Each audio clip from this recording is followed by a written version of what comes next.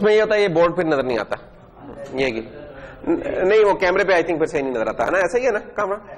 हाँ नहीं तो वो इनका इसी पे लाइट ऑफ हो रहा है। हाँ पता नहीं क्या सोने का तो नहीं प्रोग्राम बनना तुम लोगों का। अच्छा तो हम क्या कर रहे थे, मुबशर इसका जवाब देंगे। आज मुबशर बस आ गए हैं खिड़की में। हाँ मुबशर भाई, हमने लास्ट टाइम लेक्चर में क्या कर रहे थे? लास्ट लेक्चर में नहीं थे? क्यों नहीं थे? अच्छा विशाल बीमार था ये भी? अच्छा ठीक है ठीक है। तो कुमेल साहब आप बता दें। हाँ हाँ यार, ये हमने वो जो बिग ओ नोटेशन थी ना, उसका जरा डिक किया था, और मेरे ख्याल में उसका हमें आइडिया हो ही गया कि यार वो कोई इतनी मुश्किल चीज नहीं है, वो देखने में लगती होती थी मुश्किल, लेकिन वो तो जब हम उसको क्लीन अप करते रहते हैं तो आखिर में आगे बहुत ही एक सिंप्लीफाइड चीज आती होती है। क्या थे कुछ चीजें, क्या थी उसमें याद रखने की? अगर हम क्विकली रिकैप करें उनका, क्विक रिकैप करें तो ये देखिए, किसी भी एल्गोरिथम से रिलेटेड एक उसके मैयर होते हैं एफिशिएंसी का, इंटरनल और एक होते हैं एक्सटर्नल। ठीक है, तो हम जो एफिशिएंसी एनालिसिस कर रहे हैं वो बेसिकली इंटरनल के ऊपर है। हाँ एक एक्सटर्नल फैक्टर जरूर हम लेके आ रहे हैं, क्योंकि उसके बाद फिर हमारा कंप्लीट नहीं होगा कि साइज ऑफ द इनपुट क्या है। तो इंटरनल एफिशिएंसी की है, और उसको हम फिर देख रहे होते हैं वो कैसे वेरी कर रहा है जब हम size of the input change कर रहे होते हैं। उससे फिर हमने देखा था यार ग्रोथ रेट वगैरह में हम इंटरेस्टेड होते हैं, कि ग्रोथ रेट कैसे ग्रो कर रहा है आपका एल्गोरिथम की कॉम्प्लेक्सिटी वगैरह। अच्छा फिर हमने कुछ छोटे छोटे रूल्स से डिवाइस किए थे। रूल्स ये डिवाइस किए थे कि यार कोई स्टेटमेंट है, ठीक है, तो वो कांस्टेंट टाइम ले रही होगी। ठीक है, अगर इस तरह की 4 स्टेटमेंट आ जाएंगी तो वो कांस्टेंट टाइम 4 इंटू डेट टाइम हो जाएगा। ऐसा ही था। अगर कोई चीज लूप में चल रही है तो हमने कहा था कि यार जो भी लूप का काउंट है और उस लूप की बॉडी के अंदर जितनी वो स्टेटमेंट्स हैं उससे मल्टीप्लाई हो जाएंगे। तो ये हमने छोटे छोटे रूल्स किए थे, और फिर हम उनको फाइनली ऐड कर देते थे, और ऐड करने के बाद यानी कि चलो उसको कर ही लेते हैं जल्दी से, कोई केक कर लेते हैं, नहीं तो मुझे लिखना पड़ेगा। कि हमने कहा कि यार सिंगल स्टेटमेंट सेम या कांस्टेंट अमाउंट ले रही है। इफ एल्स के बारे में हमने कहा था कि यार इसकी कंडीशन चेक करना है, इसका एक टाइम है, और उसके बाद जौन सा पोर्शन उसका ज्यादा टाइम लेता है उसको हम काउंट कर लेते हैं। और फंक्शन की कॉल अगर है तो फंक्शन वो जितना टाइम ले रहा है वो रहेगा। और लूप में हमने लूप काउंट देख लिया। अच्छा इसको निकालते कैसे, हम देखते हैं यार स्टेटमेंट्स कितनी है। फॉर एग्जाम्पल ऊपर वाले केस में क्या होगा, 3 स्टेटमेंट है, तो इसका हमने कह दिया कि लेट्स से 3 है, 3 इंटू सम फैक्टर होगा। वो फैक्टर नहीं हमने यहां लिखा हुआ, लेकिन चले 3 कह लें कि 3 स्टेटमेंट्स है। इधर कितनी स्टेटमेंट्स है? लूप की बॉडी के अंदर एक स्टेटमेंट है, और लूप चल कितनी दफा रही है? n टाइम चल रही है, तो n इंटू 1 n हो जाएगा, तो n स्टेटमेंट्स हो गई। और इधर n इंटू 3, क्योंकि 3 स्टेटमेंट है तो 3n हो गया। फाइनली ये कुछ आपके वो है 3 प्लस n प्लस 3n, अगर ये हम लिख लें तो ये बन जाएगा 3 प्लस 4n। ठीक है ना, सिंपल एडिशन। तो इसमें फिर जो मैं बाकी चीजें स्किप करूं तो इसमें हम कहते थे क्या कि आप कि जो हमें चीज मैटर करती है ना, वो जो लीडिंग टर्म है वो मैटर करती है। लीडिंग टर्म कौन सी है? जिसका एक्सपोनेंट सबसे हाईएस्ट ऑर्डर जो टर्म है। तो 4n है, तो हम कहेंगे वी आर इंटरेस्टेड इन कि ये चीज डिटरमिन कर रही है कि ग्रोथ रेट क्या होगा। इसमें भी फिर हम क्या करते हैं, इसके कोएफिशिएंट को ड्रॉप कर देते हैं। अगरचे हमें पता है कि 4n और 2n ये डिफरेंट चीजें हैं। एक चीज थोड़ी तेजी से हो रहेगी, थोड़ा फर्क होगा, लेकिन तकरीबन पैटर्न उनका ग्रोथ रेट सेम होगा, कि उसकी ग्रोथ की जो डिग्री है वो इससे डिटरमिन हो रही होगी, जो भी होगी। ठीक है ना, एक तरफ तेजी से हो रहेगा, एक थोड़ा सा उससे होगा। अच्छा तो हम ये इसको भी कोएफिशिएंट को भी ड्रॉप कर देंगे, और finally we are left with this thing. तो हम कहेंगे कि यार ये जो एल्गोरिथम है ना, इसकी कॉम्प्लेक्सिटी कौन सी है ना, दैट इज n है, या दूसरे लफ्जों में लीनियर है, यानी कि इनपुट जैसे जैसे ग्रो करेगी इसकी कॉम्प्लेक्सिटी भी उसके प्रोपोर्शनली ग्रो कर रही होगी। तो ये एक बिल्कुल सिंपल सी चीज है, इसमें कोई खास नहीं है कोई चीज जो कि है। इधर हमने यही वाली चीज लगानी। इधर हम कैसे करेंगे कि मैं कहूँ यार इसकी तरह मुझे बताएंगे वर्स्ट केस क्या होगा कॉम्प्लेक्सिटी, या बिग ओ ऑफ n इसका क्या होगा। आपको पेपर में इस तरह के कुछ एल्गोरिथम लिख के दिए जा सकते हैं।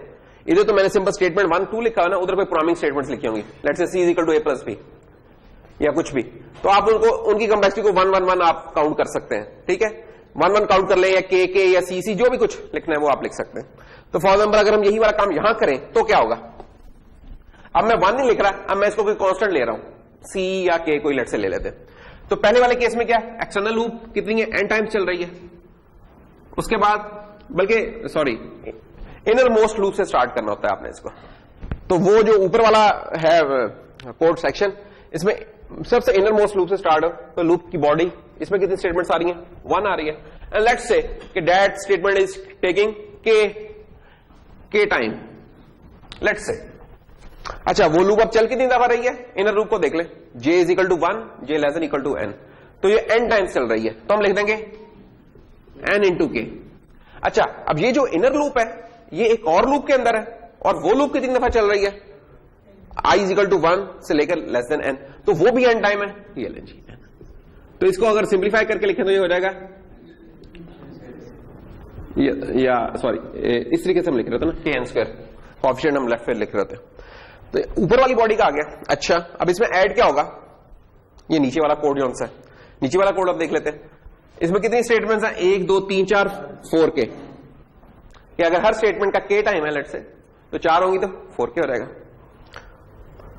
और ये कितनी दफा चलेंगी, i इज इक्वल टू 1 से n तक है, तो n इंटू 4 के, एंड दैट विल बिकम 4 के n। अब ये एक ही कोड के दो हिस्से हैं, इनको ऐड कर लेते हैं। ऐड कर लेंगे तो क्या हो जाएगा, के एन स्क्वायर प्लस 4 के n। अब ये कौन, ये n स्क्वायर है, ये n है, तो ऐड नहीं हो सकते, तो इस तरह लिखना पड़ेगा।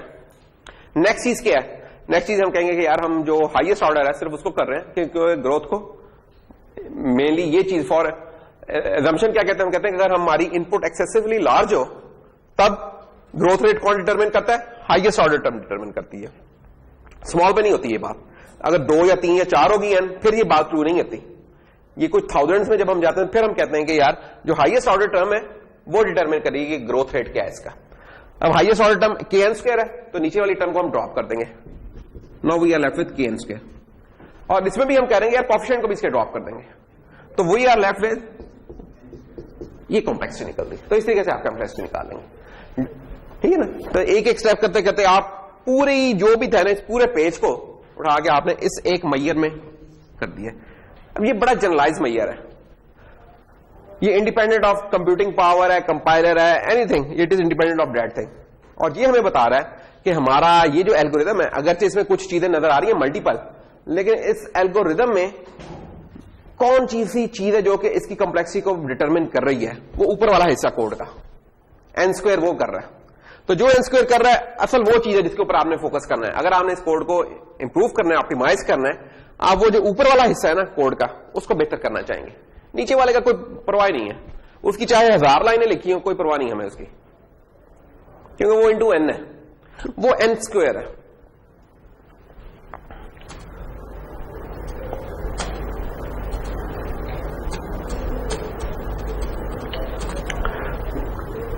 तो उनके फर्क कितना बन जाता है, हमारा जो लीनियर का और उसका होता है वो ये है फिर फर्क, कि यार जो चीज लीनियर है, तो लीनियर के केस में ये लीनियर है हमारा केस, और जो एन स्क्वायर है दैट इज दिस वन। तो देखो सिर्फ शुरू में ये मिलते जुलते हैं एक दूसरे के करीब में, बहुत कम है साइज इनपुट का। जब एक चीज से हटता है ना, फॉर एग्जांपल हम 20 में पहुंचते हैं, तो 20 के ऊपर इसके कितने ऑपरेशंस लग रहे हैं, जो लीनियर था उसके तकरीबन आप कह सकते हैं कि कोई 20 के करीब ही लग रहे हैं ऑपरेशन, लेकिन जो स्क्वायर वाला था वो 400 पे पहुंचा हुआ है, बहुत बड़ा फर्क आ चुका हुआ है। तो इसलिए हम कहते हैं कि यार जो हाईएस्ट ऑर्डर टर्म होती है ना वो डिटरमिन करती है कि आपका ग्रोथ रेट क्या होगा, उसको हम लेते हैं, बाकियों को इग्नोर कर देते हैं उस चीज में। तो ये वाली चीजें थी, हमने कॉम्प्लेक्सिटी क्लासेस देखी, फिर हमने मुख्तलिफ एग्जांपल्स देखी थी कि यार मुख्तलिफ हमारी जो कॉम्प्लेक्सिटीज होती हैं उसमें टिपिकल हमें किन जगहों में हमें कौन कौन सी केसेस मिलते हैं। तो इसमें जो याद रखने की बात है वो ये है कि यार मोस्ट प्रेफर्ड इज कांस्टेंट, लेकिन सारे काम कांस्टेंट से नहीं हो सकते, फिर लॉगरिथमिक पे आ जाते हैं, लॉग ऑफ एन पे, फिर लीनियर पे, फिर एन लॉग ऑफ एन पे, फिर क्वाड्रेटिक होती है, फिर n इंटू क्वाड्रेटिक और इस तरह के या लॉग वाला कर लेते हैं, फिर cube and finally factorial. Factorial का तो आपने कभी देखा भी होगा, जब कोड कोड लिखा होगा तो आपने कभी लेट से 50 या 100 का फैक्टोरियल निकालने चाहा तो कंप्यूटर फॉल्ट होता है आपका, वैसे कितनी तेजी से फॉल्ट होता है। तो ये हालात होते हैं। तो हमारी कोशिश ये होती है कि हम सबसे लोएस्ट कॉम्प्लेक्सिटी का उठाएं एल्गोरिथम, फिर उसके बाद उससे आगे आगे आगे चलते जाते हैं। और ये फिर वो एग्जांपल्स थी हमारी। प्रेफर्ड यूजेज भी बता दिया, ये अभी हमने कुछ करके भी दिखा दिया प्रेफर्ड यूजेज क्या है हमारा। वेक्टर एफिशिएंसी वगैरह को हमने देख लिया था, और स्टैक और क्यू में शायद आके हम रुक गए थे, या ये किया था लास्ट हमने कहा था कि यार स्टैक और क्यू में जो याद रखने की बात है वो ये है कि इसमें जो इनके टिपिकल ऑपरेशंस हैं वो कांस्टेंट कॉस्ट में हो रहे हैं, उनकी कॉम्प्लेक्सिटी कांस्टेंट है। मसलन स्टैक में क्या ऑपरेशन होते हैं प्रिंस? स्टैक में कौन कौन से ऑपरेशन होते हैं?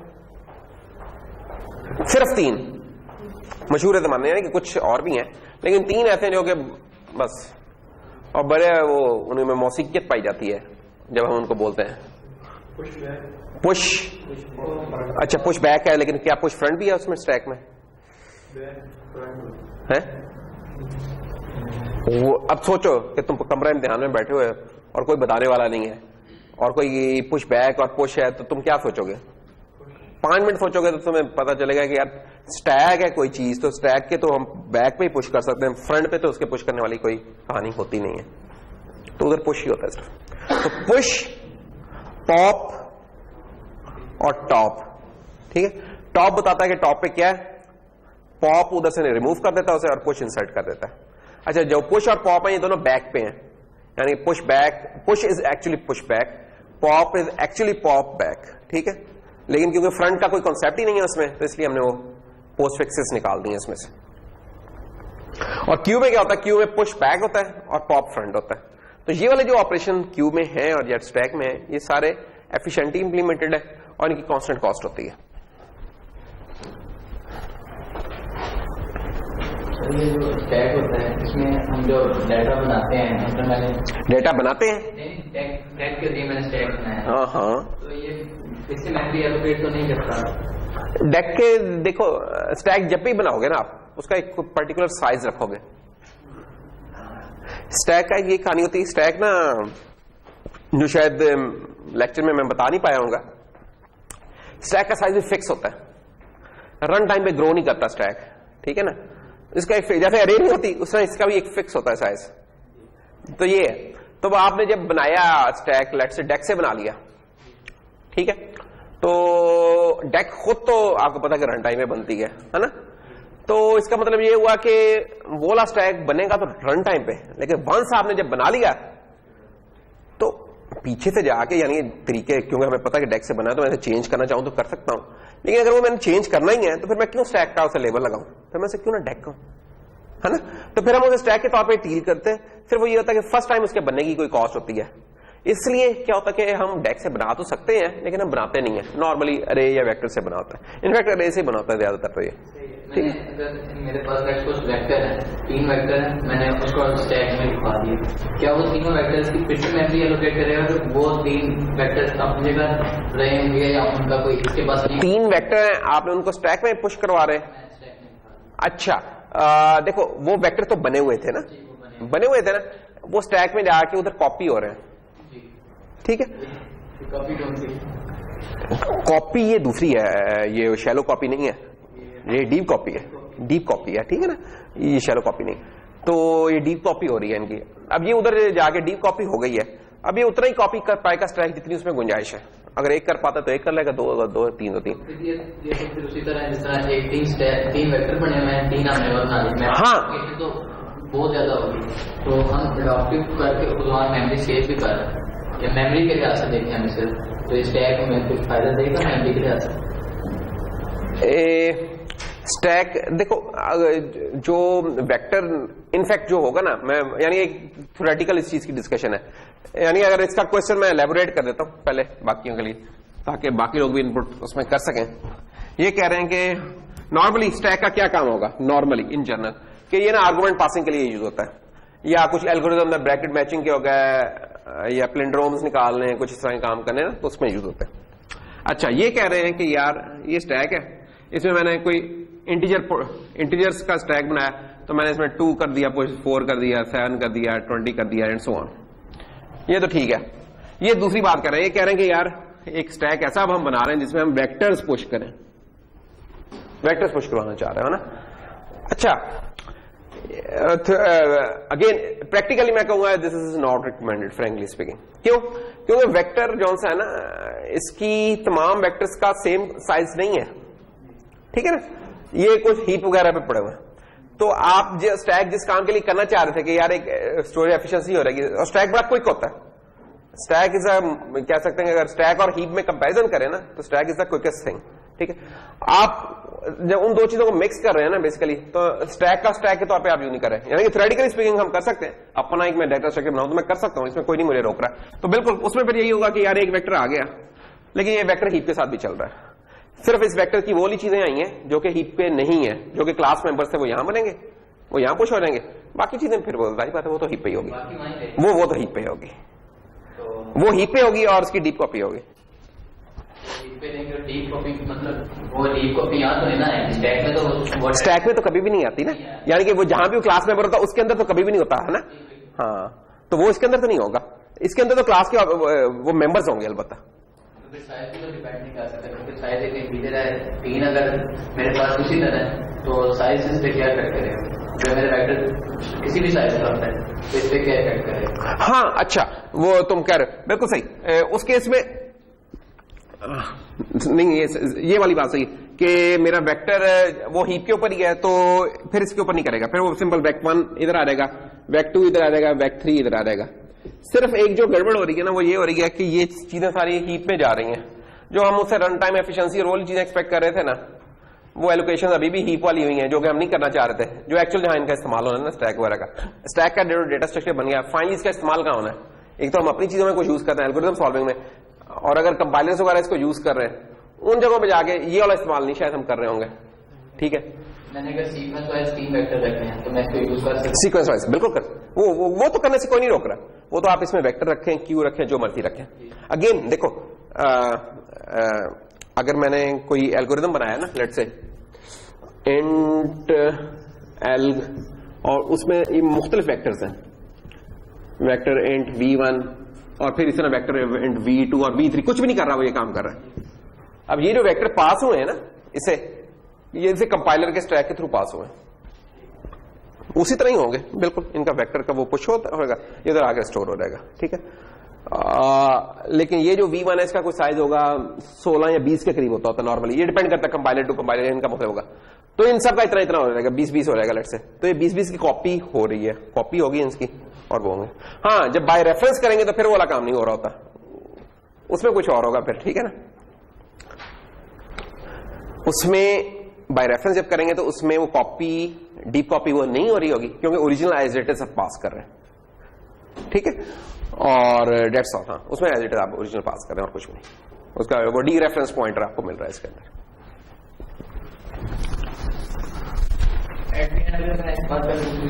ये सिर्फ उसके जो स्टैक पे चीजें बड़ी उसको कॉपी करके यहाँ हमारे स्टैक में आ रही हैं। स्टैक के अंदर तो वही आएंगी जो आपके उस लोकल्स बने हुए ना, वो आ रहेंगे।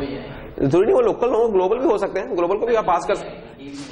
हीप कभी भी नहीं है, हीप इसका पार्ट नहीं बनेगी। हाँ, heap is something else, heap ना हीप वो लेते रहना। हाँ, इसके पास पॉइंटर आएगा उसका, ठीक है ना, वो पॉइंटर आएगा। तो जैसे हमारे वो जो हम बनाते थे उधर भी वो हीप उसका पार्ट नहीं ना होती थी। जब मैं कहता था यार एक वेक्टर बना, वो डार साहब जो बनाए थे डायनामिक अरे, तो डायनामिक अरे में हम कहते थे कि यार जो इंट स्टार पी आपने बनाया है, न्यू इंट 4, तो जब मैं कहता था कि इसकी मेमोरी कितनी है, तो इसकी मेमोरी कितनी थी बहरामद, ये कितनी मेमोरी खा रहा है? हाँ, ये लाइन कुल कितनी, जब ये लाइन चल जाएगी तो हमारी कितनी मेमोरी कम हो चुकी होगी? 4 बाइट्स कम होगी। ये 4 बाइट्स कहां से है? पॉइंटर 4 बाइट्स का होता है। और ये जो चीज हुई है ये क्या हुई है? तो कुल कितनी हो गई? नहीं, ये 4 है लिखा हुआ है आगे भी उसके। ये एक डायनामिक अरे बनाइए ना, एक डायनामिक अरे बनाइए, उसका साइज कितना उस डायनामिक अरे का? 4। उस डायनामिक अरे का हर एलिमेंट की टाइप क्या है? इंट। तो किसी अरे का साइज पता जान तो क्या करते हैं कि उसके नंबर ऑफ एलिमेंट्स कितने हैं और टाइप उसकी क्या आती, साइज ऑफ टाइप हो जाएगी। ठीक है, तो 4 × 4 16 और 4 इसके, तो कुल हो गए 20। लेकिन जो इसमें अब याद रखने की बात है कि ये चीज स्टैक के ऊपर बनी है और ये चीज यहीं पे बनी है। अब जब मैं कभी कोई कॉपी करूंगा परफॉर्म, तो इस पॉइंटर की कॉपी होगी। ठीक है, जब मैं इसको पुश करूंगा उधर, तो पुश करते हुए अगर मेरे वेक्टर ने डीप कॉपी इंप्लीमेंट किया हुआ है तो डीप कॉपी होगा, नहीं किया हुआ तो फिर शैलो ही होगा। वो फिर हमारी इंप्लीमेंटेशन। एसटीएल का वेक्टर तो डीप कॉपी करेगा, ठीक, एसटीएल का वेक्टर डीप कॉपी ही करेगा बिल्कुल एसटीएल का, और अपना बनाया तो वो हमारे ऊपर है कि हमने इसकी डीप कॉपी रखी है कि नहीं रखी। ठीक है, तो इन दी एंड इनका इस्तेमाल, यानी हम लोग इसका इस्तेमाल नहीं करेंगे, कंपाइलर लेकिन कर रहा होता। ठीक है ना, कंपाइलर कर रहा होगा, जो भी आर्गुमेंट पासिंग होती है उसमें कंपाइलर तो इसका इस्तेमाल कर रहा है। अच्छा,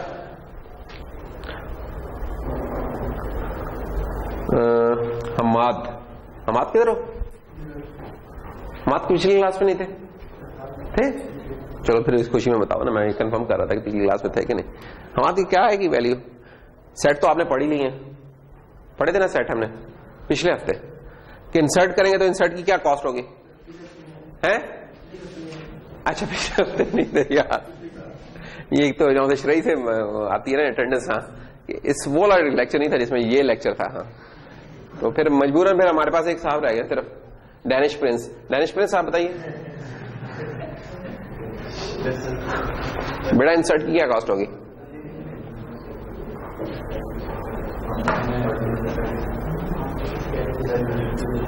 नहीं तो असद तुम नकाब चढ़ा लो बेटा, पहचाने फिर भी जा रहे हो तो चलो हेल्प करो भाई की। असद ही हो ना बैठे हुए? हाँ हाँ, असद हेल्प करो यार, तुम तो बोलने से भी गए। हाँ, कोई जरा से नहीं जाएंगे जैसे तुम बोलोगे तो। ये विशाल एकदम उठ के पीछे पहुंच गया। विशाल तुम तो आगे बैठे हुए थे, ये किस टाइम पे तुम पीछे गए? उड़ के गए हो, क्या हुआ?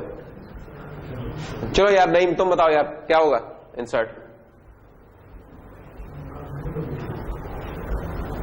आकिफ क्या होगी कॉस्ट? इंसर्ट सेट की बात हो रही है, और सेट के बारे में मैंने बताया था कि सिंपल जो सेट लिखा हुआ है तो उसका मतलब होता है कि वो ऑर्डर्ड सेट है, और जब भी ऑर्डरिंग की बात आ रही है तो पीछे समझे ट्री एग्जिस्ट कर रहा है।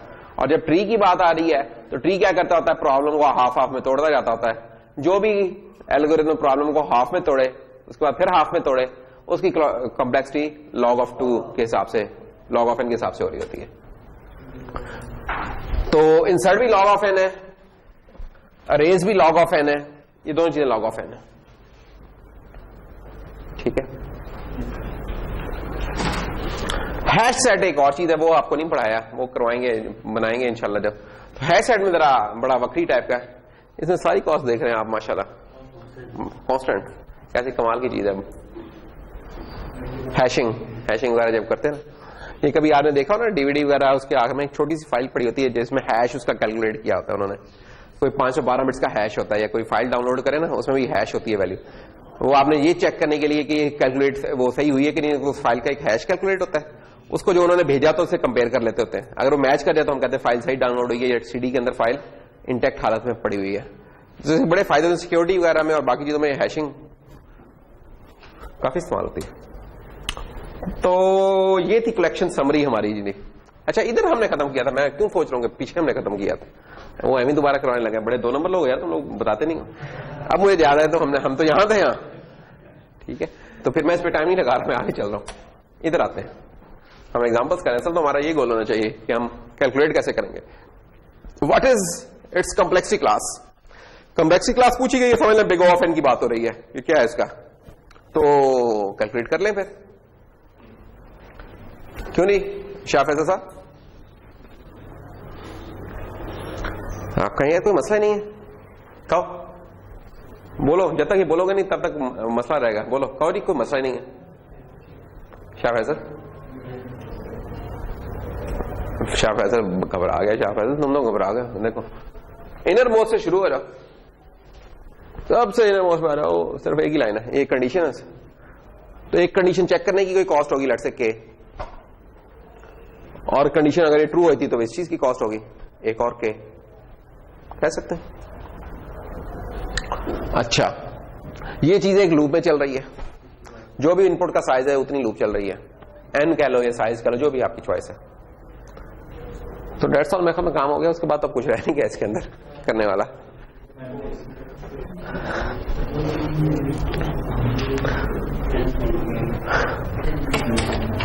इन दी एंड ये उसका कह सकते हैं कि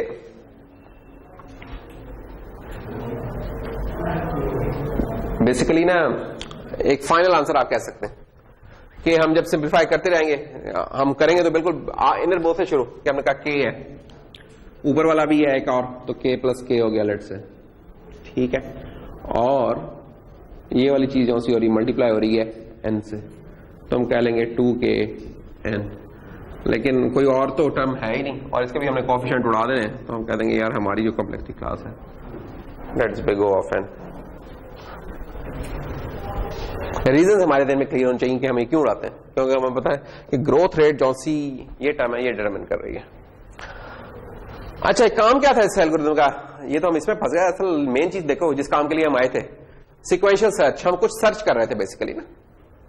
बेसिकली हो क्या रहा है कि एक वेक्टर पास हो गया और एक वैल्यू हमने कह दी और पूछा कि यार ये वैल्यू जहां मिले ना आपको उसका इंडेक्स मुझे बता दो, ये काम हो रहा है। ये ऐसे ही कि हमारी क्लास में लोग बैठे हुए हैं, हम कह रहे हैं कि यार इस क्लास में अगर कोई अब्दुल हदूद भाई बैठे हुए हैं तो अब्दुल हदूद भाई बैठे तो उनका जो भी रजिस्ट्रेशन आईडी है वो बता दें, ये ऐसा प्रॉब्लम।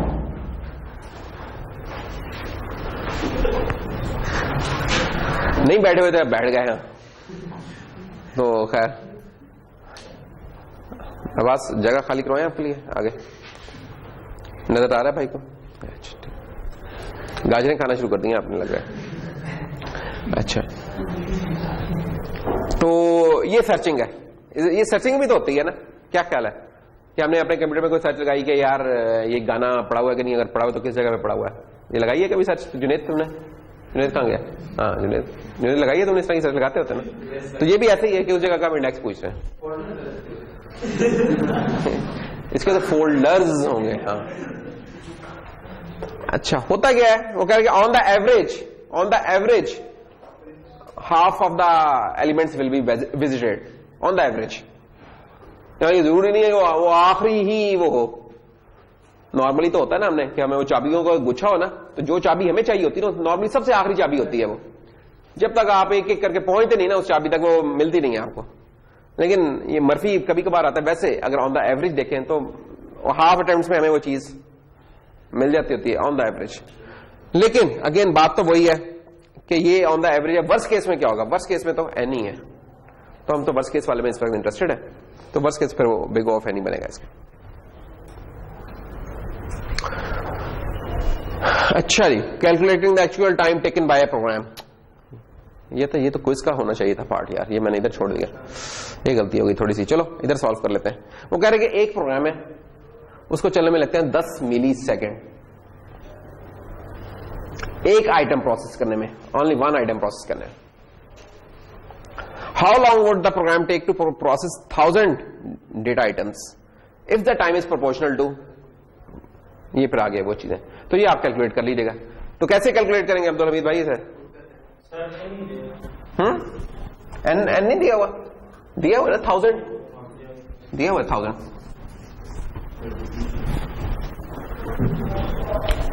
तो एन इज 1000 और टाइम भी दे दिया हुआ है, टाइम इज 10 मिली सेकेंड। तो पहला केस क्या है? log 10 ऑफ n,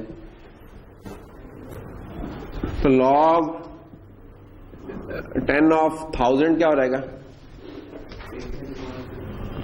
ये हमें पता कि यार ये हो जाएगा log 10 ऑफ 10 की पावर 3 होता है ना 1000, और ये चीज होती है log 10 ऑफ 10, और ये चीज हमें पता है 1 हो जाएगी, तो 3 into 1 3 मिली सेकेंड आ जाएगा टाइम इसका।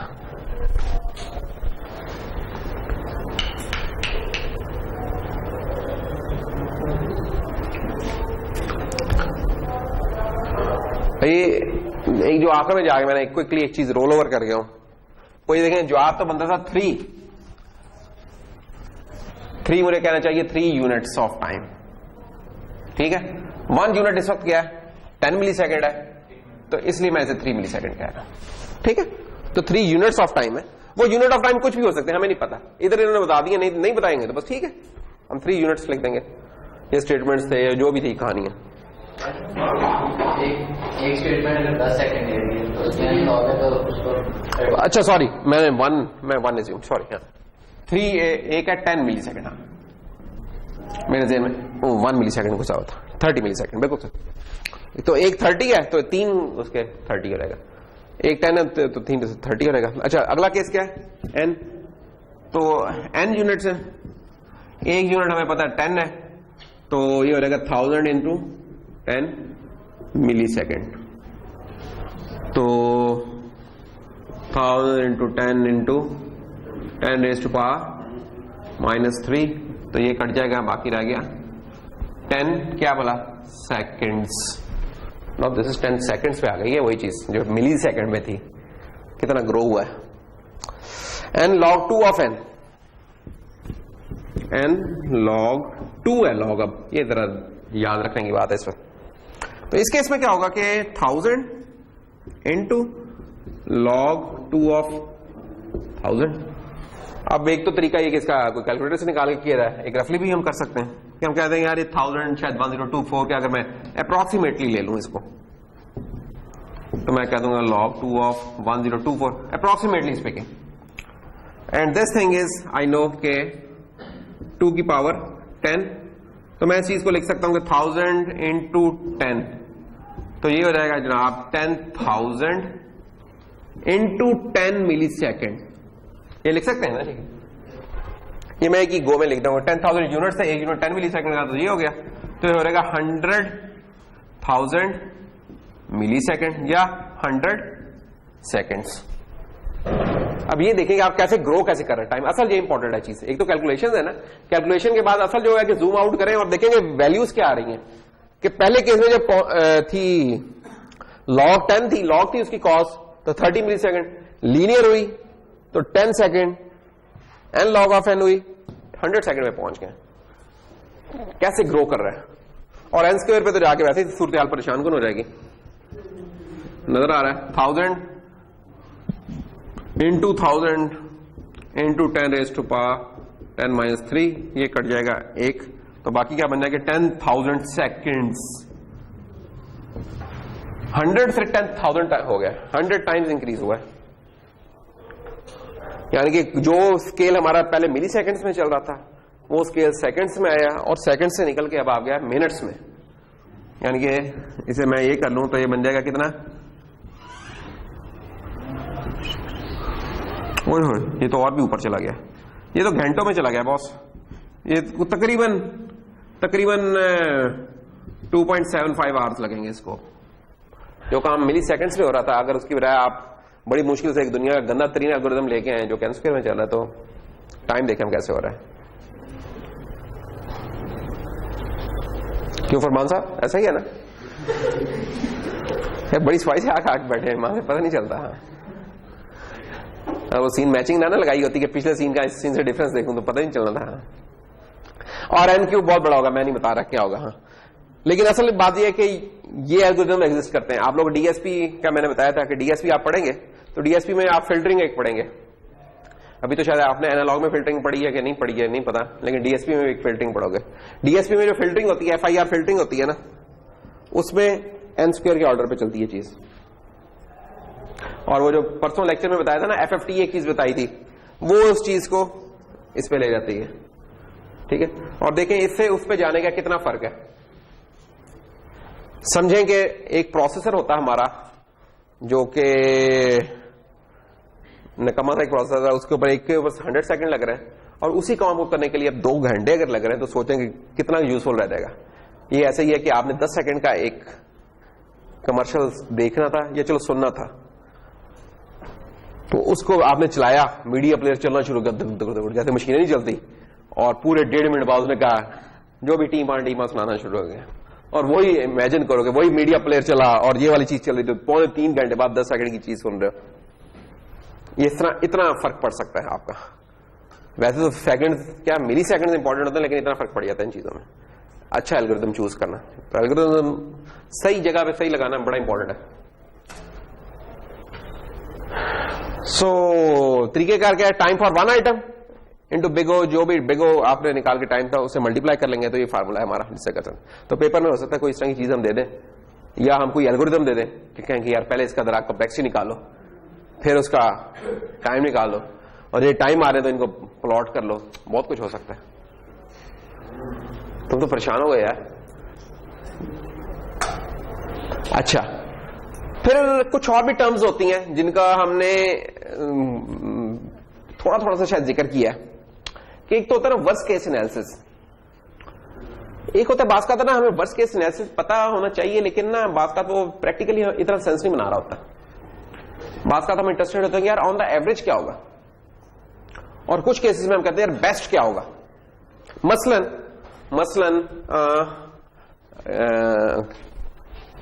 यार क्या नाम था तुम्हारा, जवाद अली खान साहब। तो जवाद अली साहब सोचते हैं कि यार आज क्यों ना खने की तरफ से जाया जाए घर। हाँ, तो इन्होंने पूछा अपने दोस्त से, और दोस्त था इनका कौन, असवंत यार। असवंत कहाँ? हाँ असवंत। तो असवंत से पूछा यार असवंत कितना टाइम लगता है, यार मैक्सिमम कितना टाइम लगता है। असवंत बहुत ही थ्योरेटिकल आदमी था, इसने कहा इसने मैक्सिमम पूछा तो इसे मैक्सिमम टाइम बता देना चाहिए आज। हाँ, तो इसने वो टाइम देखे कि जब वो धरना हो रहा था फैजाबाद पे, तो इसे पता था यार खने में जाने में नवाज का मुझे 2-2 घंटे भी लग जाते थे। तो कहेगा यार पैदल चल के भी बंदा पहुंच जाता है और गाड़ी में भी ना 2 घंटे में पहुंच सकता है। अब इसने ये नहीं पूछा होगा बेचारे कितना, वो डर जाएगा, वैसे फौत हो जाएगा, कहेगा नहीं मैं अपने पुराने रूट पे जाता हूं। अब ये वर्स्ट केस टाइम है जो कि ट्रू हो सकता है, कुछ केस में ट्रू रहा हुआ है, लेकिन बहुत ही once in a blue moon हुआ है ये चीज, कभी कभार, टिपिकल केस नहीं है। टिपिकली स्पीकिंग तो शायद अगर मोटरसाइकिल गाड़ी पे जाएं तो 15 मिनट लग जाते होंगे, इससे ज्यादा नहीं लगते होंगे। और बेस्ट केस क्या होगा कि रोडें सुनसान पड़ी हैं और जनाब अनेवा जा रहे हैं तो 8-10 मिनटों में पहुंच जाएंगे। ठीक है, तो खैर हमें वो वाला बेस्ट भी नहीं चाहिए, हमें टिपिकल चाहिए इस जगह पे कि टिपिकल टाइम क्या है। तो कुछ जगहों पे हमें टिपिकल टाइम में इंटरेस्ट होता है, तो हम वो टिपिकल टाइम पे पूछ लेंगे टिपिकल टाइम क्या है। जैसे वेक्टर्स के केस में अगर ट्रू सेंस में अगर आप पूछें तो वो जो पुश बैक टाइम था वर्स्ट केस में that can be big O of n, ठीक है, लेकिन हम big O const लिखते हैं और कहते हैं यार मोस्ट ऑफ द टाइम यही होता है। तो अगर कोई टिपिकल वाली नोटेशन यूज कर लेना, ये वाली जो थीटा स्टाइल की है, ये तो बिग O था, और ये जो थीटा स्टाइल था जो था होता है ना, ये इस तरह का बीच में आया सिंबल। तो इस केस में फिर ये बताने की जरूरत नहीं होती कि यार ये मोस्ट ऑफ द टाइम है या कुछ और है, इसका मतलब यही कि टिपिकली ये इतना टाइम ले रही है चीज। तो ये बेस्ट केस के लिए ये सिंबल है ओमेगा, ये थीटा स्टाइल का, और ये बिग ओ ये वाले फंक्शन है। ठीक है, और इनका मतलब क्या है कि यार ये वर्स्ट केस का मतलब है कि यार कि ये जो चीज बताई है इससे ग्रेटर देन और इक्वल होगा। एन स्क्वायर बता रहे हैं ना, तो एन स्क्वायर के बराबर होगा या उससे कुछ ऊपर निकलता होगा। टिपिकल के केस में क्या, approximately will be equal to something like this. और बेस्ट केस में क्या होगा कि यार कि इससे ज्यादा ही होगा टाइम, इससे कम नहीं हो सकता। ये चीज बता रही है इसकी लोअर बाउंड, ठीक है ना, यार इससे कम नहीं हो सकता। यानी कि जब हम कहते हैं ना कि यार अच्छा टाइम की सेंस में तो नहीं, अगर हम दूसरी सेंस में देखें कि आप कोई चीज लेने गए तो आपने कहा यार बेस्ट रेट बता दो क्या है इस चीज का, जो बेस्ट रेट बता देगा ना, इसका मतलब इससे नीचे तो वो नहीं आने लगा, इससे कुछ ऊपर मिल जाएगी चीज, इससे बेस्ट इससे। या जब हमने कहा ना कि यार बेस्ट टाइम खन्ने तक जाने का कितना है, उन्होंने कहा 8 मिनट, इसका मतलब यार 8 मिनट से नीचे का तो सवाल ही नहीं पैदा होता। कोई रॉकेट ही चाहिए होगा, फिर हेलीकॉप्टर आएगा कोई असफंद यार को लेने, ठीक है ना, खान साहब का हेलीकॉप्टर आएगा किसी का, हाँ है चाचू है, अच्छा बस ठीक है। तो बस ये वाली गेम होगी फिर।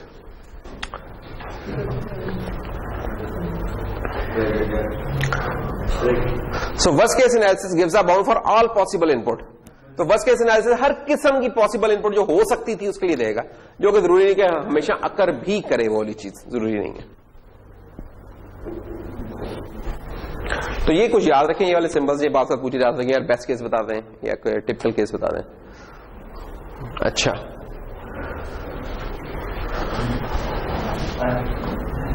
गाइडलाइंस जो हमने पहले भी की थी, अब उनकी थोड़ी सी प्रैक्टिस कर लेते हैं।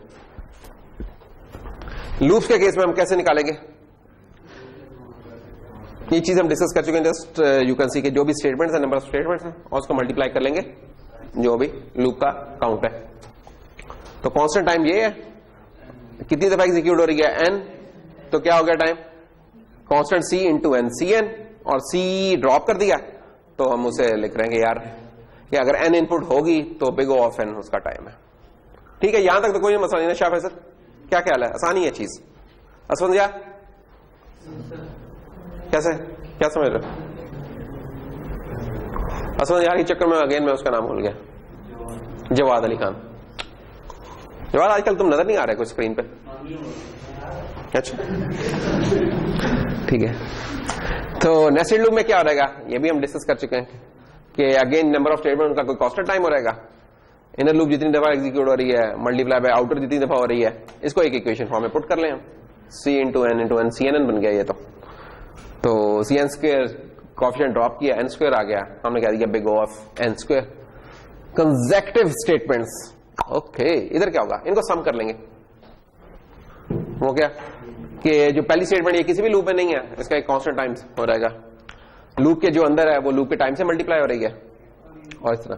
तो क्या बन गई इक्वेशन हमारी, सबसे पहली स्टेटमेंट के लिए सी नॉट आ गया, उससे आगे वाले के लिए m is equal to m plus 2 को हम c1 कह रहे हैं, तो c1 इंटू एन हो जाएगा, क्योंकि जो हमारा लूप काउंटर है वो n है।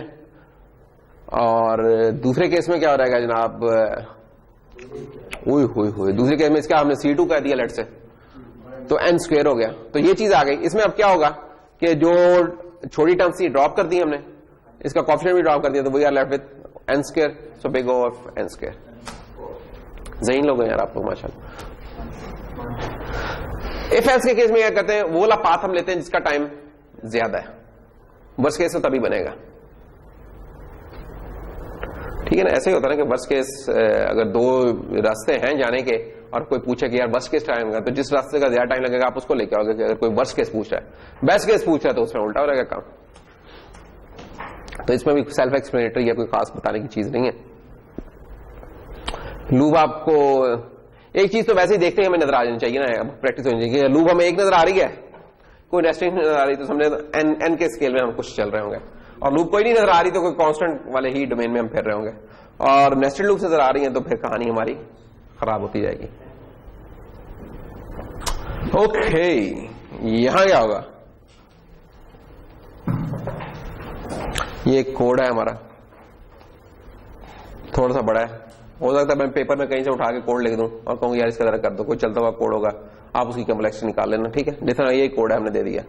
अब इसमें घबराने की कोई जरूरत नहीं कि घबरा रहे हो सर हमें समझ नहीं आ रही कि टेम्पलेट क्या है, क्या है। स्टेटमेंट्स देखो क्या क्या, कोड की समझ नहीं भी आई तो इतना मसला नहीं कर रहा है, कुछ चीजों की लेकिन समझ होनी चाहिए हमें। मसलन इसकी कोई कांस्टेंट कॉस्ट हो जाएगी, इसकी कोई कांस्टेंट कॉस्ट हो जाएगी, इसकी कुछ हो जाएगी, और इसकी भी एक्चुअली थ्योरेटिकली स्पीकिंग ये अगर बहुत प्रिसाइजली स्पीकिंग तो कांस्टेंट नहीं होती, नहीं कॉस्ट ये वेरी हो रही होती है दफा मेमोरी के हिसाब से ना, लेकिन 12 चलो अभी हम फॉर द टाइम इसका ज्यूम कर लेते हैं कांस्टेंट। तो ये इन सब चीजों की कांस्टेंट कॉस्ट करेंगे, और ये टिपिकल कॉस्ट लिखी हुई है बाय द वे, ये टिपिकल कॉस्ट की 1 हो जाएगी।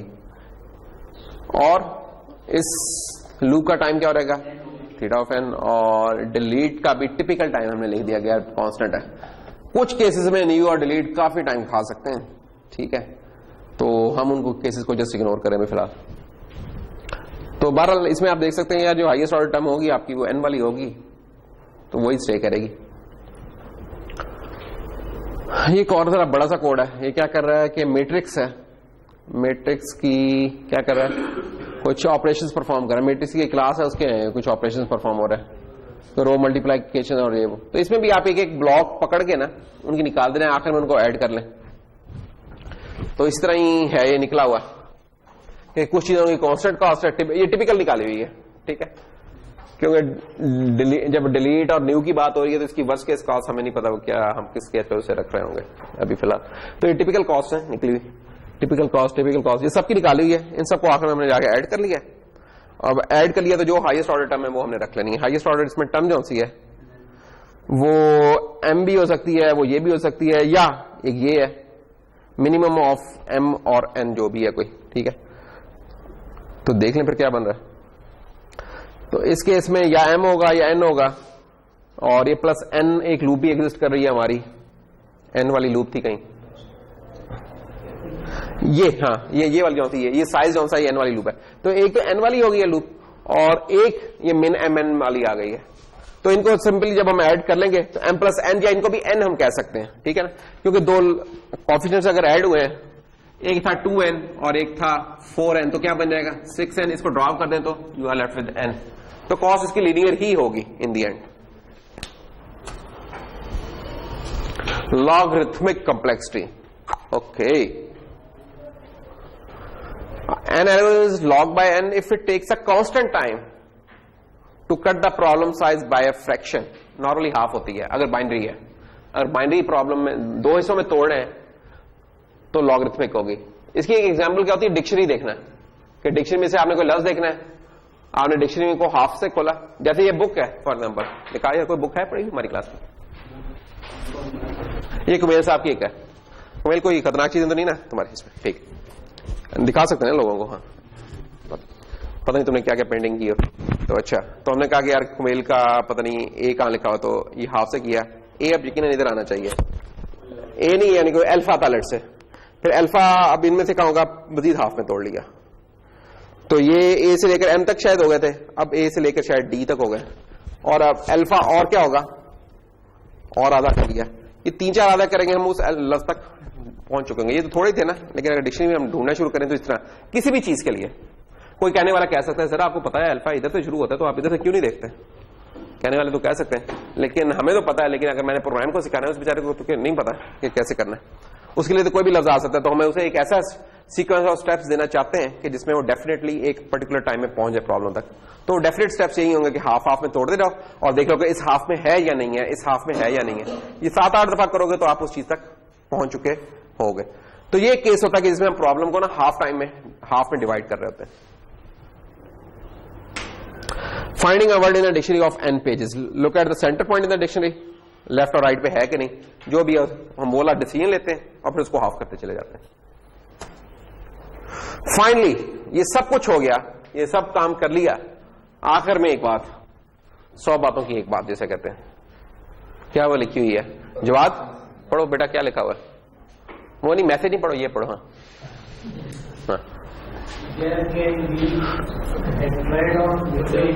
यार पहली लाइन में कह रहा हूं यार, पहली लाइन नजर आ रही है ना, रेड में है।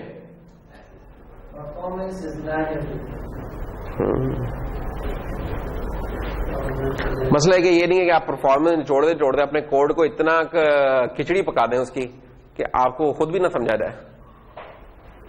2 दिन पहले यानी 2 दिन बाद देखें आप कहें यार पता नहीं किस शरीफ आदमी लिखा था, और वो शरीफ आदमी वो बंदा खुद ही होता है जिसे वो लिखा होता है। और करना क्या चाहते हैं आप, थोड़े से मिली सेकंड और बजाना चाह रहे थे। तो ये इंपॉर्टेंट होता है कि अच्छा एक तो परफॉर्मेंस, दूसरा ये होता है कि फिर बात का ना थोड़ी सी परफॉर्मेंस के लिए बात का हम मेमोरी ज्यादा खर्च कर देते हैं, तो ट्रेड ऑफ होते हैं जो कि हमने ज़हन में रखने होते हैं। तो परफॉर्मेंस इसलिए हम कहते हैं कि यार ऑलवेज एवरीथिंग नहीं होती, इसमें आपने ऑप्टिमल पॉइंट चूज करना होता है कि किस जगह आप कहते हैं यार इट्स एनफ, ठीक है, कि यार इतना काफी है, ये जो हो गया ना ये इतना काफी है। So maximum performance is not always desirable. और हाँ एक और चीज भी होती है जो कि अक्सर हो रही होती है, वो ये होती है कि बात का ना एक प्रॉब्लम आई है और आप कहते हैं ओह सर मुझे आज ही पता चला कि ये एल्गोरिथम है। हम कहेंगे यार नहीं रहने दो इस एल्गोरिथम को, क्यों रहने दो, क्योंकि हमारे पास कुछ और इंप्लीमेंटेड एल्गोरिथम्स पड़े हैं और वो एल्गोरिथम डाल देंगे, थोड़ा सा 10 मिली सेकंड का है 2 सेकंड का फर्क पड़ जाएगा। हम कहेंगे इसकी बजाय जो चीज टेस्टेड ट्राइड पड़ी हुई ना उसको इस्तेमाल कर लो। अब ये वाली चीज करेंगे, इसकी वेरिफिकेशन करेंगे, एक लंबा प्रोसेस चलेगा, क्यों करें हम, एक जो चीज पड़ी हुई है ना टेस्टेड ट्राइड उसको इस्तेमाल कर ले। तो ये वजह होती है कि बात का हमारे पुराने सॉफ्टवेयर भी चल रहे हैं। बैंक वगैरह में जाओ ना तो उधर वही काली स्क्रीनों पर बैठ के लगे होते हैं करने, ठक ठक करने, या लाइब्रेरी का जो मैनेजमेंट सिस्टम है पुराने इस तरह का, लेकिन वो चल रहे हैं, जब तक चल रहे हैं ठीक चल रहे हैं, आउटपुट दे रहे हैं, लोग लेके चलाते रहते हैं, चाहे वो एफिशिएंट उतने नाम भी हो। क्यों नहीं जवाब है? हाँ जवाब यार जरा खतरनाक आदमी है। तो ये थी हमारी कॉम्प्लेक्सिटी का। इसमें कॉम्प्लेक्सिटी में कोई इश्यू है, कोई सवाल है तो बताएं। असद साहब, असद तो सोए हुए थे तुम, असद तो आज सर्जन बना हुआ ईमान से, एलर्जी सीजन शुरू हो गया। मूडल नहीं चल रहा यार ये तो ना कर। एक मिनट, किस किस का मूडल नहीं चल रहा? जुनेद तुम्हारा तो चल रहा है ना? हाँ देखो चल रहा है। तुम जुनेद भाई को कहते रिक्वेस्ट करते कि जुनेद भाई इस दफा आप मुझे असाइनमेंट का छापा ना दें, सिर्फ असाइनमेंट दे दें, तो दे देते।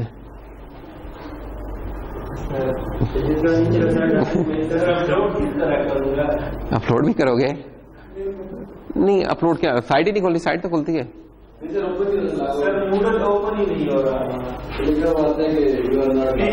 तो आप नहीं, तुम लोगों की अटेंडेंस मैं उधर ही लगा रहा हूँ जाके, इधर से जाके मैं मूडल पे लगाता हूँ। तो तुम लोग रजिस्टर्ड तो हो मूडल पे? सिर्फ एक बंदा है, कौन था वो बंदा? मलिक तुम थे? कोई एक बंदा हमाद थे? हमाद हो गया ना तुम? एक और भी साहब थे जिन्होंने मुझे डायरेक्ट मेल की थी, तो उन्हें मैंने कहा था यार मुझे ना मेल करो भाई, मूडल पे कर लो। तो उसने कहा कि मूडल नहीं चल रहा है। वो कौन है बंदा? एक मिनट मुझे देखने दो। सर असल में लॉगिन ही नहीं हो रहा हमारा सर।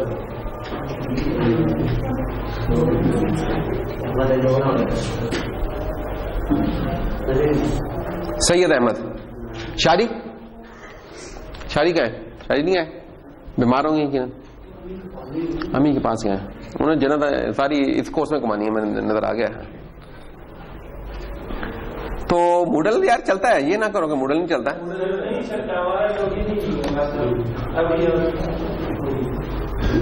और अगर हो गया तो वर्स्ट केस देख लेते हैं ना।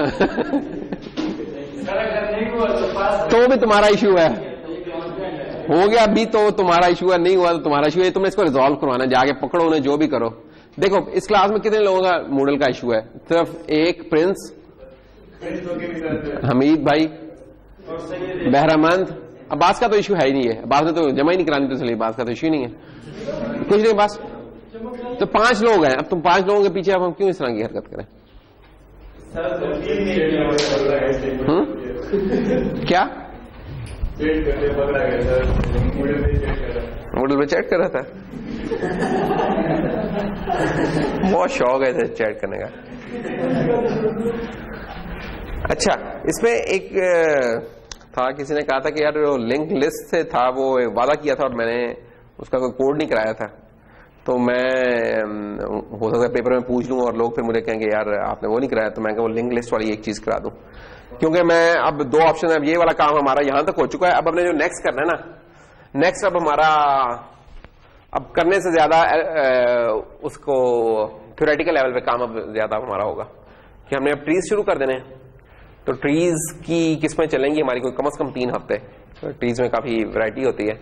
ट्रीज करेंगे और ट्रीज करने के बाद फिर ग्राफ पे आएंगे हम। ग्राफ के बाद कुछ एल्गोरिथम्स हैं, उन पे काम करेंगे और आखिर में हमारे हैशिंग आएगी। ठीक है ना? तो ये 4-5 चीजें हैं जो कि हैं डेक वगैरह।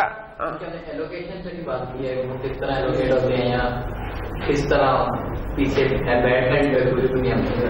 नहीं, वो उसके लैब में नहीं हमने किया, इस पर डेक को बनाया नहीं है, डेक इस्तेमाल किया, इस्तेमाल भी नहीं किया क्या? तो नहीं, उधर आजकल आपने लैब कौन सी की है फाइनली? स्टैक की है। स्टैक तो बनाया होगा, स्टैक तो आसान ही है ना, उसमें तो कोई लंबी चौड़ी सा लिस्ट भी बना ली हुई है। तो फिर अब रह क्या गया? डेक रह गया। और दूसरा लफ्ज कौन सा बोल रहे हो डेक के साथ? क्यू। अच्छा, डेक और क्यू तो एक ही चीज होगी ना, डेक कर लिया तो क्यू भी होती है, बाकी सारी चीजें हो गई हैं।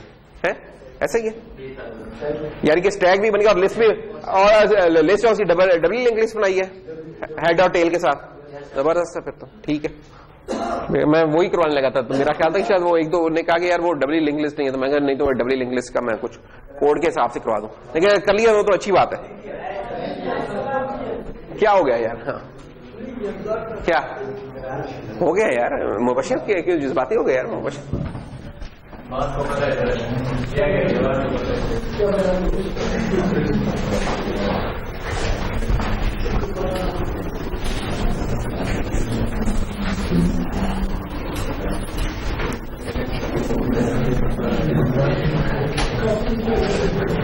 तो फिर क्या करना चाहते हैं उसमें? क्या है? अब देख लो, आपस में डिसाइड कर लो तुम लोग क्या कर। हमारे बड़े मिले हुए आए, नेक्स्ट लेक्चर में मैंने ट्री शुरू करवाना है, उसके लिए फिर अलहदा कोई सेशन रख लेंगे, यही हो सकता है। हाँ, अगर नहीं होता, लैब में भी नहीं ना होता, तो फिर उसका एक अलहदा सेशन रख लेंगे, एडिशनल टाइम देंगे, क्योंकि हमारे एक दो लेक्चर तो करने वाले रहते ही है ना वैसे भी, तो वो हमने करने, तो उसमें रख लेंगे फिर। तो अब क्या करें फिर, लिस्ट वाली चीज करवाना चाह रहे हैं? अटेंडेंस पे तो अभी बहुत टाइम पड़ा है।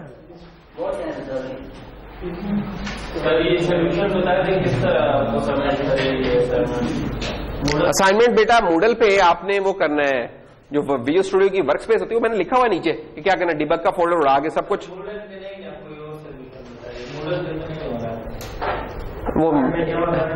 वो आना मेरे पास आना कल, हम बैठ के ट्राई करेंगे इकट्ठे, ठीक है ना? अपना सोल्यूशन साथ लेके आना, सोल्यूशन साथ लेके आना, हम बैठ के ट्राई करेंगे। एक मैं तुम्हें लैपटॉप दूंगा, उस पर बैठना और करना, ट्राई करना, ठीक है?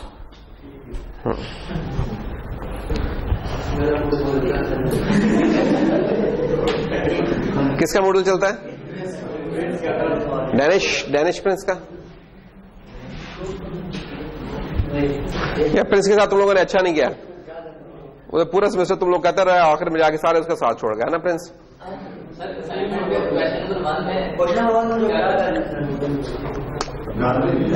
एक मिनट, मैं तुम लोग को असाइनमेंट करना बता दूं, मेरे ख्याल में क्विकली वो बता देता हूं, वो तुम लोग, क्योंकि ये लिस्ट भी तुम लोगों ने लैब में कर ली है, तो ये तो रेपिटेशन है मेरे ख्याल में, इसका तो कोई फायदा नहीं है फिर। क्या फायदा है? वो वीडियो होती ना, वीडियो देख लिया करो। हाँ, लैब की वीडियो नहीं है।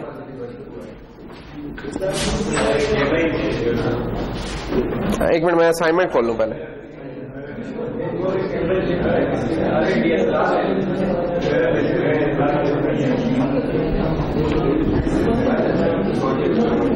अच्छा, असाइनमेंट 1 में, अच्छा असाइनमेंट 1 में तो कोई चीज समझने वाली नहीं है मेरे ख्याल में, ये तो रिवीजन थी कि फ्रैक्शंस, प्राइम नंबर्स फाइंड करना आप बचपन से करते आ रहे हैं, प्राइम नंबर्स कैसे फाइंड करते हैं।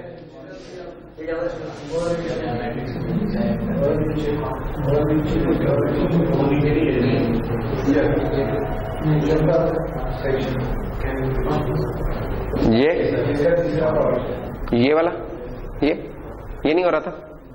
अच्छा है क्या? राइट अ फंक्शन करना है, कंकैटिनेट करने से दो स्ट्रिंग्स को डेस्टिनेशन में, तो इसमें ना करने वाली कौन सी चीज है? नहीं हो रहा था, चलो कर लेते हैं इसको। ये लो, इंट स्ट्रिंग कैट। एक तो घबराने की जरूरत नहीं होती, अगर आपको एक कॉन्स्ट ज्यादा नजर आ रहे हैं, ये कॉन्स्ट फायदे के ही होते हैं। स्टार से पहले नजर आ रहा है तो इसका मतलब है कि जिस चीज को पॉइंट कर रहा है वो ले कॉन्टेंट्स कॉन्स्ट है। स्टार के बाद है तो इसका मतलब है कि पॉइंटर कॉन्स्ट है आपका। ये तो ये छोटी टिप होती है, ध्यान में रखें कि कॉन्स्ट, ये देखो ये स्टार के बाद इसका मतलब पॉइंटर कांस्टेंट है, इस पॉइंटर को मैं चेंज नहीं कर सकता, लेकिन ये जिसको पॉइंट कर रहा है उन कॉन्टेंट्स को चेंज कर सकता हूं। एक तो ये चीज अगर कंफ्यूज कर रही हो, फॉर एग्जांपल ये देखो, ये जो दूसरा आर्गुमेंट है इसमें स्टार से पहले भी कांस्टेंट है, स्टार के बाद भी कांस्टेंट है। इसका मतलब क्या है कि पॉइंटर भी कांस्टेंट है और जिसको पॉइंट कर रहा है वो भी चीज कांस्टेंट है। ये किस लिए है? ताकि एक्सीडेंटली या गलती से हम इस फंक्शन के अंदर आके, हमारा काम तो सिर्फ ये था कि एक सीक्वेंस को उठाएं, दूसरे को उठाएं, उनको जोड़ दें आपस में, और पता चले हमने उसके अंदर ही पंगे लेने शुरू किए, उससे बचने के लिए कि कोई गलती से भी ना करे। दूसरे आर्गुमेंट में भी यही किया हुआ है। तो गोल करना क्या है? सबसे पहले तो यह कि आपको पता होना चाहिए कि यार हम करना क्या चाह रहे हैं। एंड मेन लिखा हमने, और इसमें हमने लिख दिया कि 4 स्टार, लेट से 4 स्टार, चलो तुम्हारा नाम क्या है बता दो, Faizan. 4 star first name is equal to Faizan, 4 star second name is equal to, क्या नाम है आजकल सेकंड पर? जोगी। तुम जोगी कैसे हो गए? जोगी तो वो है।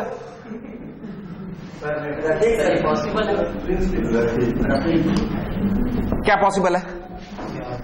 एक पॉइंटर में स्ट्रिंग लिखवा रहा हूं। पॉइंटर में स्ट्रिंग लिखवा रहा हूं, हाँ ये पॉसिबल है।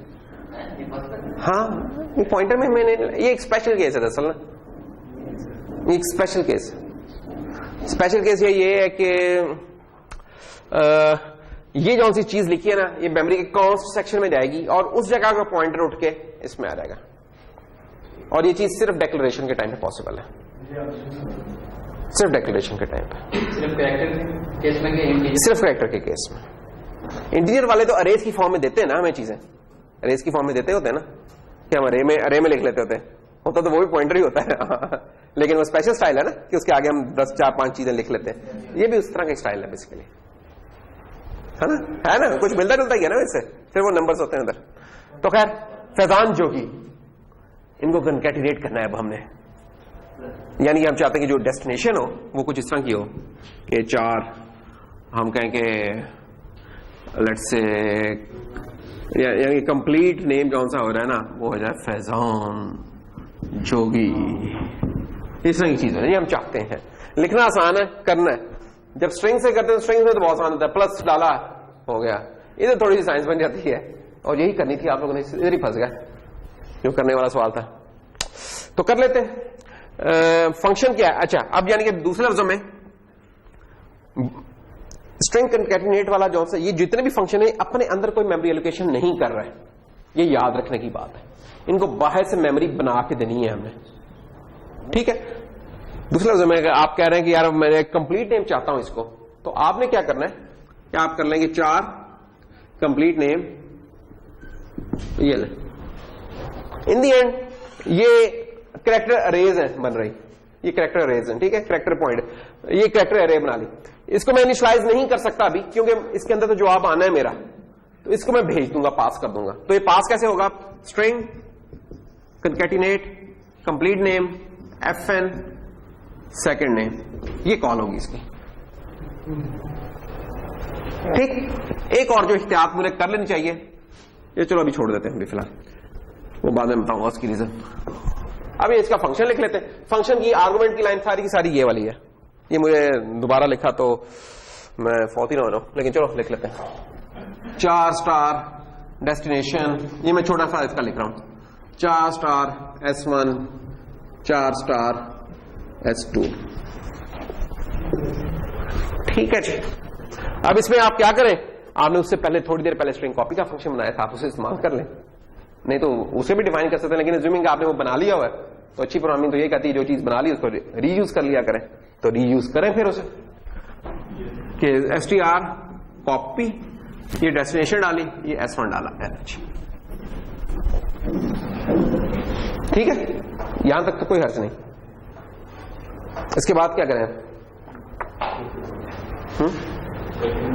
अब सेकंड नेम डालना है।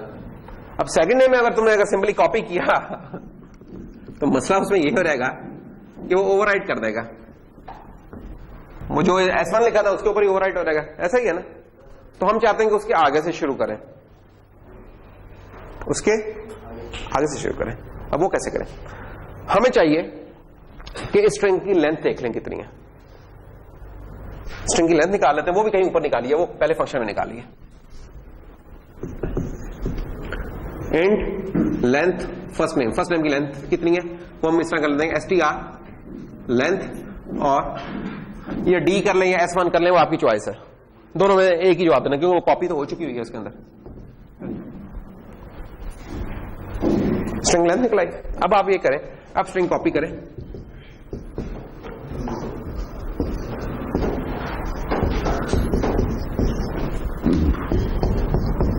दैट्स ऑल, खत्म, ये कोड है आपका।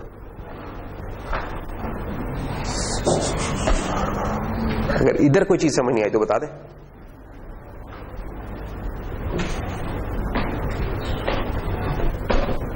और भी मल्टीपल तरीके हो सकते हैं, यानी कि ये मुझे जो सब फौरी तौर पे क्विकेस्ट नजर आया, ये क्विकेस्ट तरीका है इसको करने का, ये 3 लाइनों में आपका काम हो गया।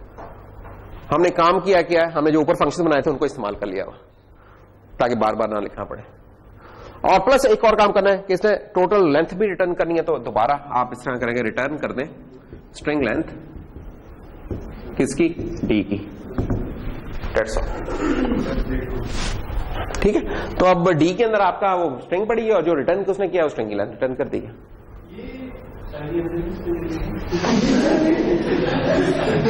क्या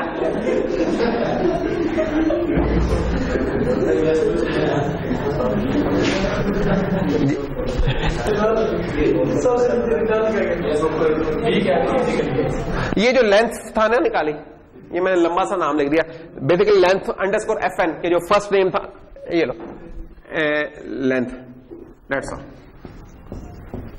लेंथ एल लिखा हुआ, दैट्स ऑल।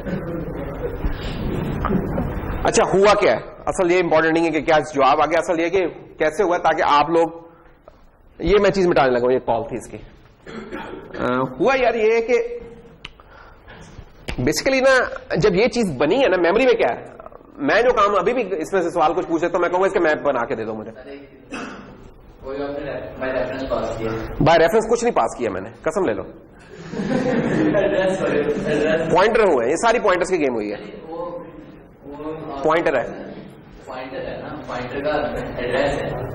पॉइंटर है बस, नॉट डबल पॉइंटर नहीं है, सिंपल पॉइंटर है।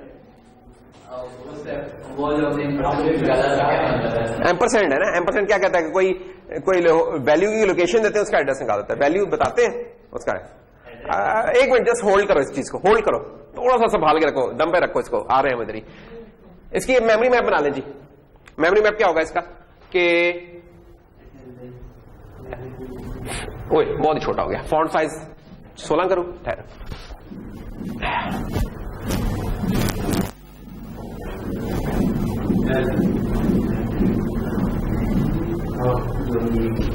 और 0, ये बड़ा इंपॉर्टेंट होता है, 0 जो भी स्ट्रिंग होगी उसके आंख में 0 होता है, ये सबसे इंपॉर्टेंट असम्पशन है, असम्पशन ही हकीकत है जो के वो सिंपल 0 लिख लें। अगर कैरेक्टर की फॉर्म में लिख रहे हैं तो आप फिर लिखेंगे एलो, फिर एस्केप कैरेक्टर चाहिए। ये मुझे ये एक रिडंडेंट लगता है, इसलिए मैं 0 बिल्कुल मुझे क्लीन सा लगता है, जस्ट 0 डाल दो, दैट्स ऑल। ये मेरी है, आप लोग जितना मर्जी डालें, इसमें कोई नहीं। ये चीज है, इसको हम FN कह रहे हैं, दिस इज FN। SN क्या बना, शुक्र जोगी तेरा छोटा नाम है भाई। ये मेमोरी में एक एक करैक्टर करके चीज पड़ी हुई है और आखिर में 0 सेकंड नेम। अच्छा अब ये कोई बंदा बताया कि CN जो बना है complete name, CN is complete name, तो कंप्लीट नेम जो बना है ये कितनी मेमोरी खा रहा है, और इसका जवाब हमें देने जा रहे हैं माजिद भाई।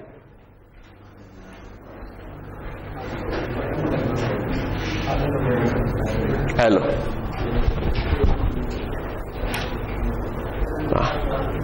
माजिद भाई कितनी जगह खा रही है ये चीज CN?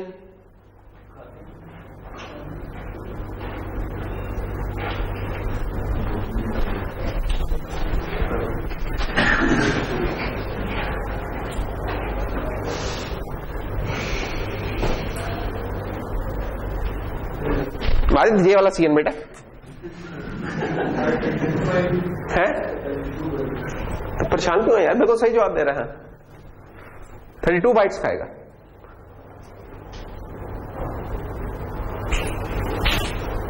एक और छोटा सा क्वेश्चन, अगर मैं यहां सी आउट करवा दूं, सी आउट CN, स्क्रीन पे क्या प्रिंट होगा?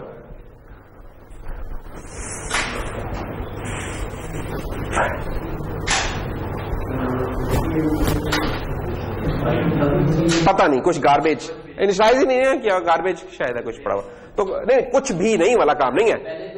हो सकता है कि कुछ भी ना प्रिंट हो, और हो सकता है स्क्रीन भरने शुरू हो रहा है, और कब तक भरती रहेगी, जब तक 0 नहीं मिलेगा उसे। तो सी आउट प्रिंट करता रहेगा जब तक कि उसे 0 नहीं मिलता। तो वो होता है 2, किसी के कंप्यूटर पे हो सकता है वो 2 बाइट्स हो, किसी पे हो सकता है 1000 हो, किसी पे पूरी स्क्रीन चलती रहे और 0 नहीं मिल रहा उसे। कंपाइलर ये स्टैक पे बना है, इसके बाद स्टैक पे क्या पड़ा है? अच्छा ये हो गया FN, सेकंड नेम हो गया। तो ये चीज बॉस हमने पास की है। अच्छा ये CN की जगह 32 बाइट्स है, ये जगह वो मैं कहता कि हमने खुद बना के देनी है इसे। अब ये पास कर दी, ये देखो इसको CN पास कर दिया, इसमें हमारा रिजल्ट आएगा, FN दे दिया, SN दे दिया, अंदर आप पहुंचे, ये D है, CN is now D, this is our CN, this is our first name, this is our second name. हमने आते ही अंदर काम क्या किया, हमने उठा के जो फर्स्ट नेम था वो कॉपी कर दिया इससे। स्ट्रिंग कॉपी ने क्या किया था जब आपने इंप्लीमेंट किया होगा, स्ट्रिंग कॉपी करता है एक स्ट्रिंग को दूसरी स्ट्रिंग में, जब तक के उसे सोर्स स्ट्रिंग में 0 नहीं मिल जाता, 0 टर्मिनेटर, और वो 0 भी डाल देता है। तो होगा क्या, जब ये S1 उठ के D में कॉपी होगा ना, तो कॉपी होने से पहले D में क्या है और कॉपी होने के बाद क्या है, अभी हम आपको दिखाते हैं। चलिए ये D और पता नहीं क्या है, छिपोके हैं, गंद है, बला है, जो भी है, पता नहीं क्या है, वी डोंट नो। यार ब्लैक मार्कर होता है इसमें तो बड़ा मजा आता है। निकाल भाई कोई ब्लैक मार्कर जल्दी से निकाल दे। राजा यार, राजा